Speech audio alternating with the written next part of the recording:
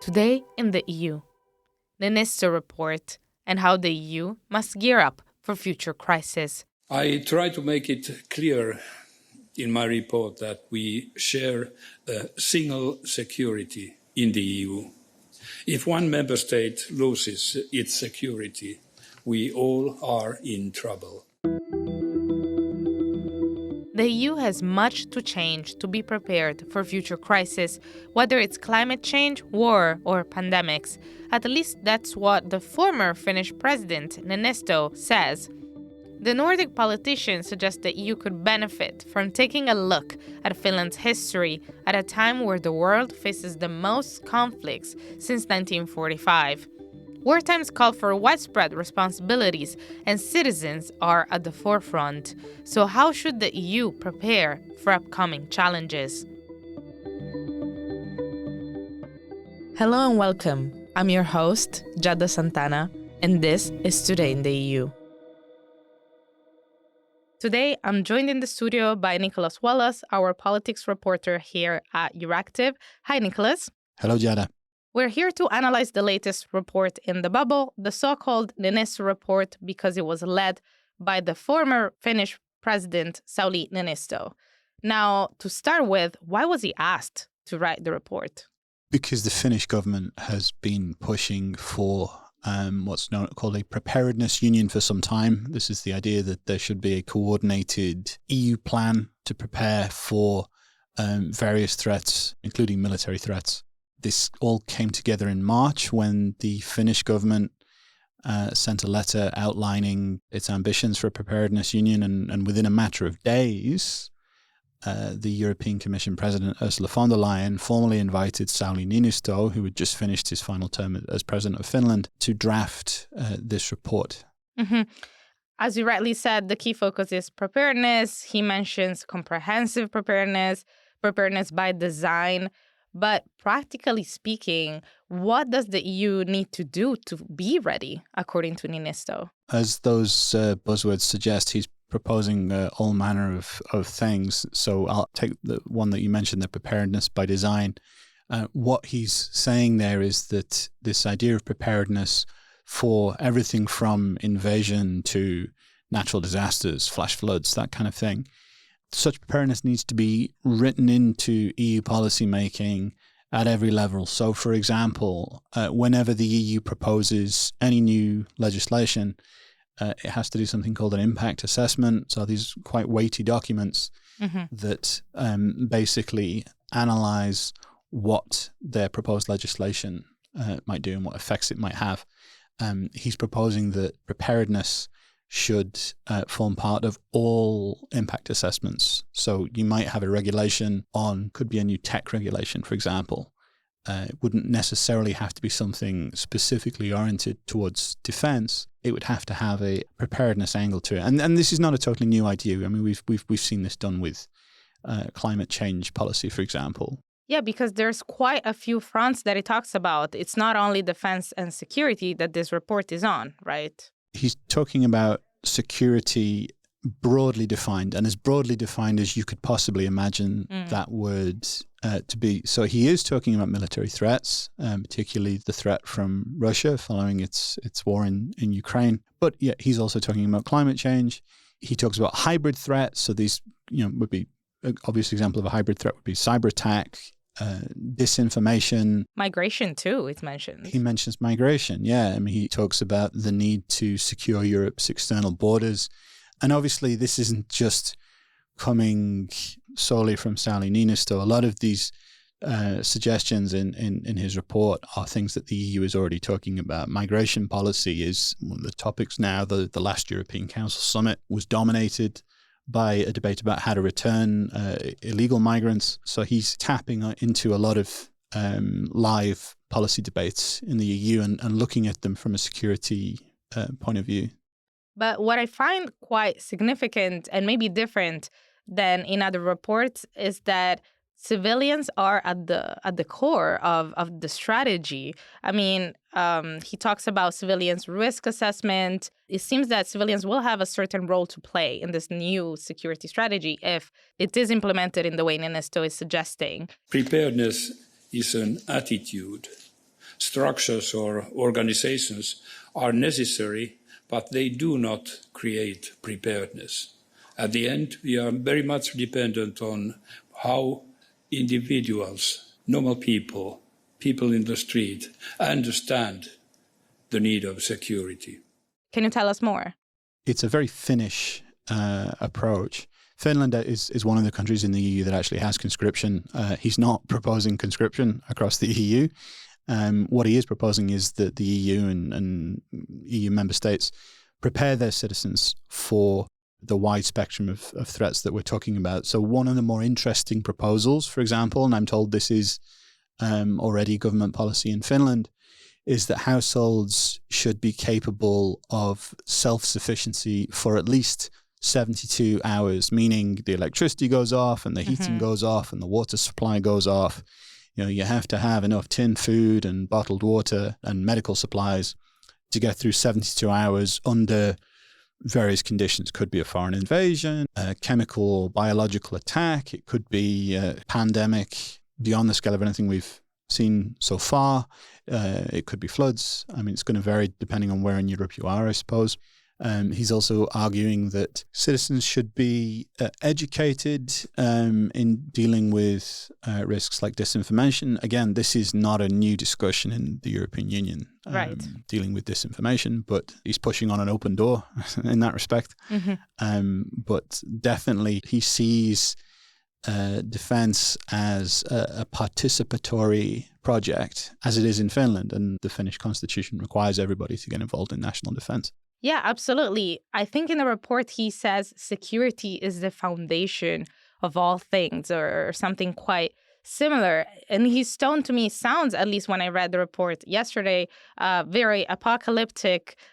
Is it because he is Finnish, you know, comes from a country with a certain defense tradition, with a certain history of invasion? Or is this also a testimony to a broader shift in the union when it comes to defense policy? I think all of the above. I mean, whenever you're making a case for anything, it's always helpful if you can argue that it's the foundation of all things. But certainly it's a legitimate point that if you want to have nice things in the world that we live in, you have to be able to secure them. And that means if you want to have wealthy liberal democracies that are safe, they have to be secure, particularly from external threats. But yeah, Finland is not far from the only country in Europe that has had a history with invasion, but it is a particularly interesting story that in 1939, the Soviet Union invaded Finland and they fought what's known as the Winter War, where I think Finland did have to concede some territory to the Soviet Union, but other than that, it largely was able to fight off a much larger force. And since then, Finland has retained this tradition of participatory national defense. Finland had an interesting position during the Cold War when it remained officially neutral, even though obviously it was a Western capitalist democracy. It did not join NATO until last year. It didn't join the EU until 1995, I believe. So it's certainly an interesting country. But obviously there are many countries in Europe that have had a history of bloodshed and foreign invasion. And for Niinistö, being prepared means cooperation. He is quite ambitious in listing a series of projects that member states should be pitching in together. Can you give us a few? Or maybe even one that you found striking? Perhaps one of the more interesting ones, and one of the more easily misinterpreted ones, is intelligence cooperation. He's recommending a fully fledged intelligence cooperation service at EU level. Now, our neighbours downstairs at Bloomberg had a leak of an earlier draft that sounded a little bit more ostentatious than this. I think rather than intelligence cooperation, it was intelligence service. Now, intelligence in the EU is up to the member states. It's a national competence. You have national intelligence agencies. There is no EU intelligence agency, and he's not proposing one. Well, not anymore, right? Well, a leak is not a proposal. It could have been a typo, right? Could have. But he's proposing more intelligence sharing, which is interesting because intelligence services already do share intelligence with one another on their own terms. asking them to do that at EU level in any kind of systematic way is a complicated matter, particularly when you have 27 countries in the EU that they don't necessarily all trust each other. Mm-hmm. You have certain governments who may be somewhat more positively predisposed to, for example, Vladimir Putin's regime in Russia than most of the other member states would be. Do you want to share intelligence with such countries? Well, maybe in a certain level you do. Maybe if you're dealing with something that has nothing to do with Russia, like counterterrorism, for example, maybe you would want to share that kind of intel. But the intelligence services already have control of this essentially on their own level. So it's not clear to me what Niinistö expects to happen. But that's one thing he suggested. He suggested stockpiling of key resources needed for national defense and preparedness. I mean, again, this is not reinventing the wheel. This is something that's been talked about at EU level, for example, with regards to pandemics ever since COVID. There's already a plan to strengthen Europe's defense industry, right, so that we have the industrial capacity to supply heavy armament. So again, he's pushing on some open doors. But yeah, I would say one of the more interesting ones was he's proposing more intelligence cooperation. Yes, and he does not shy away from suggesting how we should fund these recommendations. Specifically, when it comes to the EU budget, he talks about spending 20% in security. Now, does that mean that 20% of the budget would be devolved to defense, or what is he actually suggesting? He doesn't mean that 20% of the EU budget would be spent on defense, especially not as is classically understood by national governments. What he's talking about is earmarking 20% of the EU budget for spending that serves the goals of preparedness. So that doesn't mean diverting funds from one place to another. It means ensuring that when the money's spent, that it in some way serves goals of preparedness. The EU already does, as Ursula von der Leyen pointed out in the press conference yesterday. The EU already does this with the Green Deal and with climate policy, that technically 30% of the EU budget is earmarked for that. But that doesn't mean 30% of the EU budget is going into this great big green pot and isn't being spent on anything else. It means that when it does get spent on those other things, there has to be a climate change angle to those expenditures. Mm-hmm. Now, the EU was famously coined an economic giant, a political dwarf, and a military worm by then Belgian Foreign Affairs Minister Eyskens in 1991. Do you think this will change anytime soon? And where does this report fall in this dynamic? The EU, as such, cannot be a military actor. And secondly, most EU countries, 23 of them, are already members of the NATO military alliance, which is something Niinistö talks about in his report. Finland is, of course, one of the newest members of NATO, having joined last year. And he talks a lot about strengthening cooperation with NATO.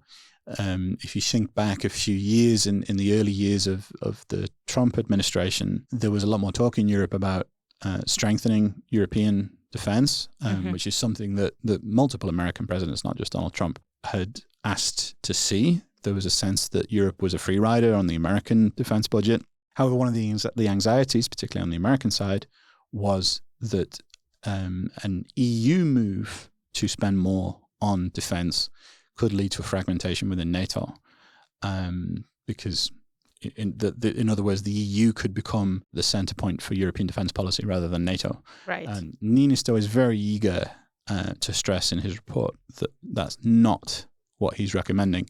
So I think, did you say that the quote was that it was a worm in defense? I mean, defense is classically understood. I think that will continue to be true, although having said that, the EU is very active in some of the more upstream areas of defense, like, for example, the strengthening the defense industry that militaries need to buy their hardware from. That is perhaps an area we see the EU becoming more active. So we will be more prepared? ?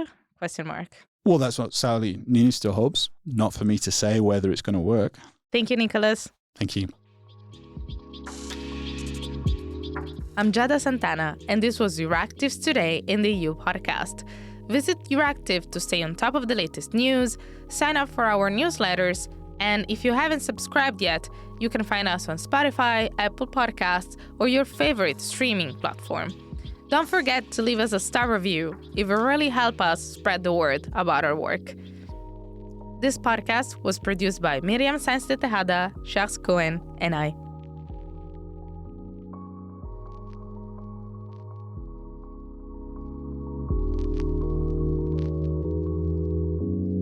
As part of our commitment to accuracy, inclusion, and transparency, Euractiv is part of the Trust Project.